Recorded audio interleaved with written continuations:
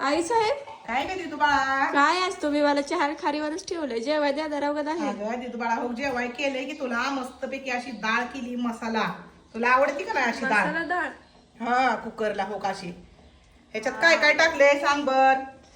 बटाटा तर दिसतोय, टोमॅटो आणि का नाही टमाट बटाट आणि तुरीची डाळ आणि एक लसूण अद्रक कोथिंबर याची पेस्ट आणि आपलं घरात कुठलं पण मसाला असतात का नाही ते मसाला टाकायचं. वास्तव लय छान लागला. मला शिट्टी कुकर छोट होती तेव्हाच वास येत होता, आणि भैया रूम पण मध्ये वास आला पाक. बया पण बोलत होता मम्मी लयच भारी वास यायला लागलाय, ती डायटिंग वर आहे त्याच्यामुळे त्याला खायचं नाही.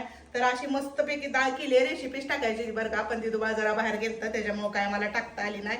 पण म्हणलं तुमच्या संग असं शेअर तर करावं. अशी भाजी केलीये आणि मस्तपैकी मकाची भाकरी अशी दिदू बाळाला बारकी केलीये.